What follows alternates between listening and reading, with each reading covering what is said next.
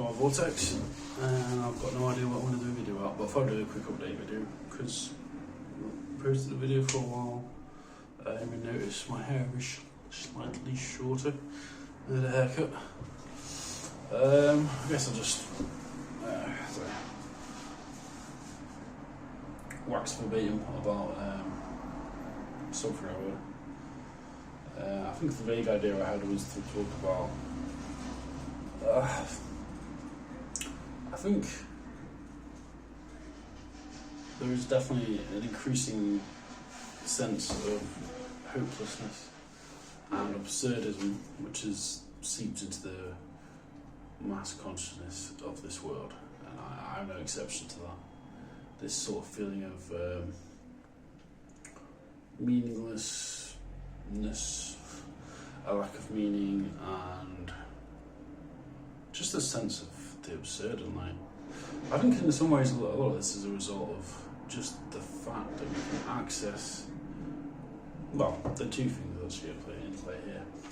So we have access to more information and data than we ever would have had before, because the internet, basically, the development of the internet has meant that, you know, if I wanted to look up anything, I could just go and do it. I've sort of talked about this before, so I won't rehash old ground too much.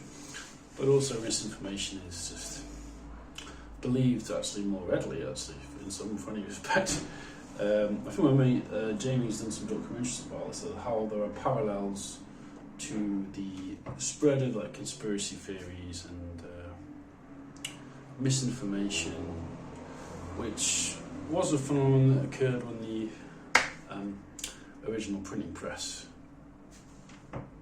technology was developed, which allowed for more mass dissemination of information in an area, and the internet's just a more bigger evolution of that. Jamie's channel's worth watching, actually. Jamie Stantonian. He's got a few documentaries on there, a few about the Satanic Panic,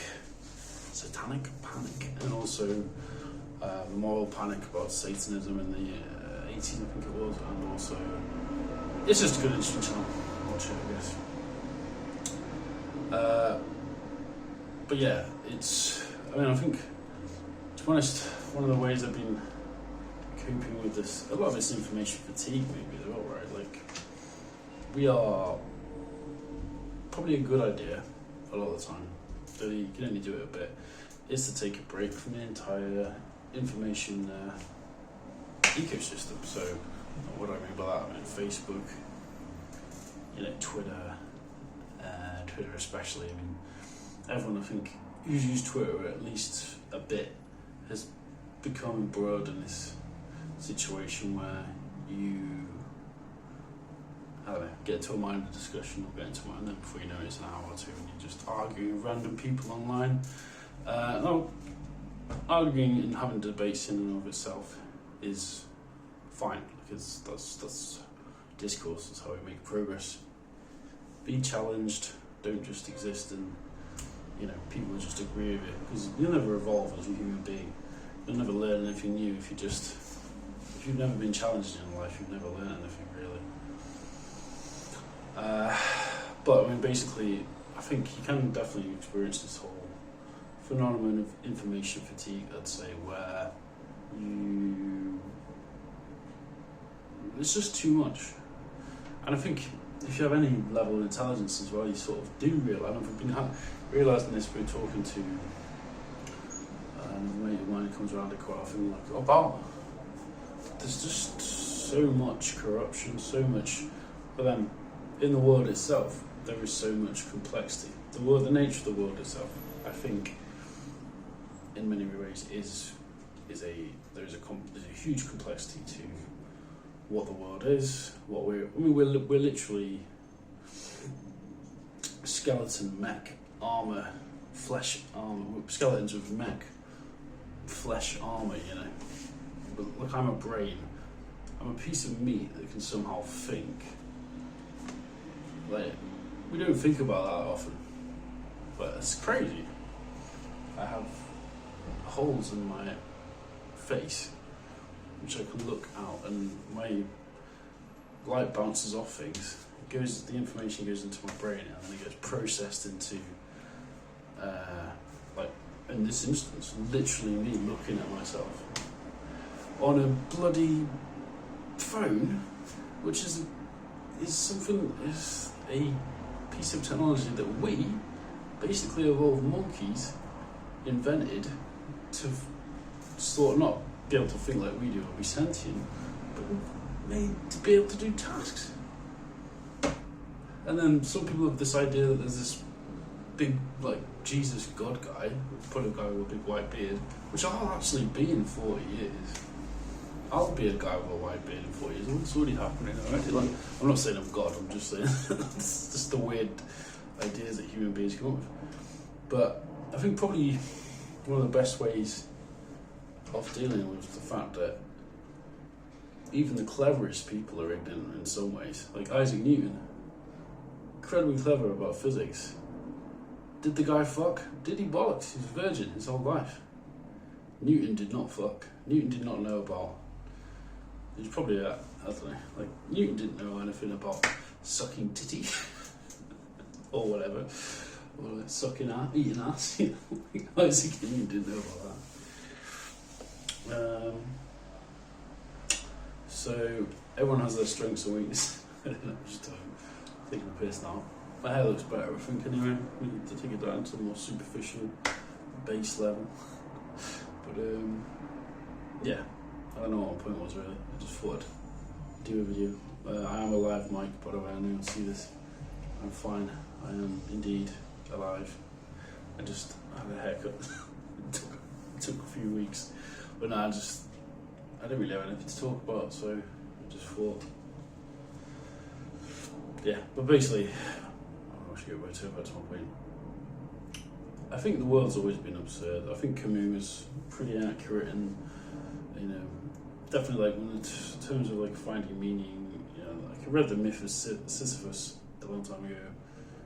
Basically, that's the Greek myth of work is basically rolling a stone up a hill, only for it to go back down again. All life itself, actually, I think it's more.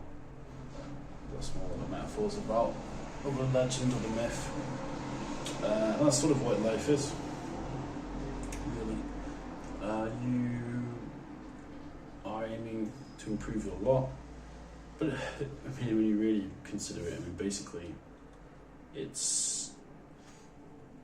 we exist in a civilization anyway. So we exist in a society, we exist in a civilization. We sort of have a social contract so that we agree that, you know, I will do X, Y, and Z, and I'll abide by the laws of the land, as it were. And we're sort of all indoctrinated into that view. Which, I mean, at the end of the day, like if the social contract didn't exist in some form, then it goes back to the whole: would we be more pure or less? I mean, Rousseau's view, I believe, was that we'd be more pure actually, and just if we're just, you know, brought up in nature outside of civilization, society, as it were. I don't know really. I mean, I just sort of think that's a bit naive, possibly. I mean, but also I'm a bit of a cynical often, so I'm not sure particularly if maybe that's my own cynicism tinging that. I mean, you can't really make broad brush statements about how humans would be in a societal or, you know, context that is different from the one that we exist in. Unless we look back in history, obviously, you can say at that time you can sort of make some. I'm rambling, but no, anyway. But I don't know. Generally, I suppose I'd say scarcity is the main thing that makes human beings cruel and vicious to each other. Obviously, we're in a time where scarcity could actually start becoming an issue. We've had a lucky, actually, to be honest, for even definitely post the Second World War. Obviously, the world went through two horrendous industrial scale wars, which ruined vast swathes of the world, actually. Not to mention the instability in the lives lost. Didn't need to, but it needs to be lost. All the knowledge lost, all the life, all the love, or everything else. Terrible.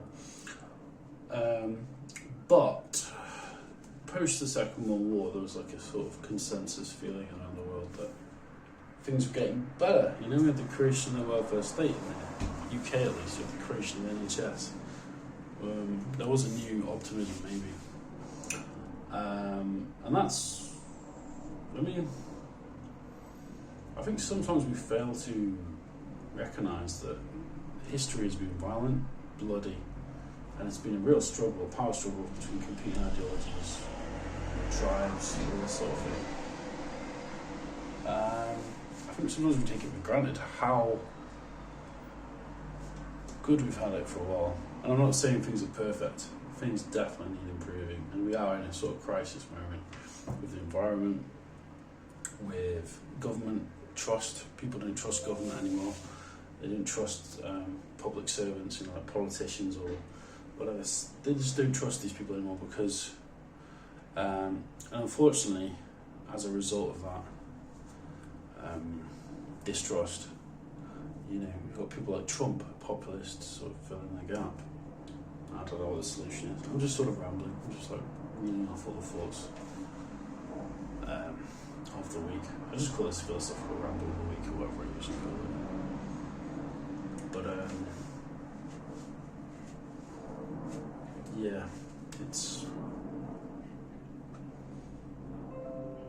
I think the next year is going to be interesting. I mean, I don't know what my point is really. I guess that's just a collection of, again, rambling vlog. I'll leave it at that. Like I said, I'm not specifically saying to answer any question. I'm just more like portraying a feeling. Like I think we live in times that feel increasingly absurd. I guess one way to deal with that is with humour, which is what I'm trying to do sometimes, but it does reach a point where it gets harder to do that, I guess. But I'm not too, personally, just as an update, I'm actually alright at the minute. I'm working a lot. Basically just concentrate on work, programming, doing other bits and bobs.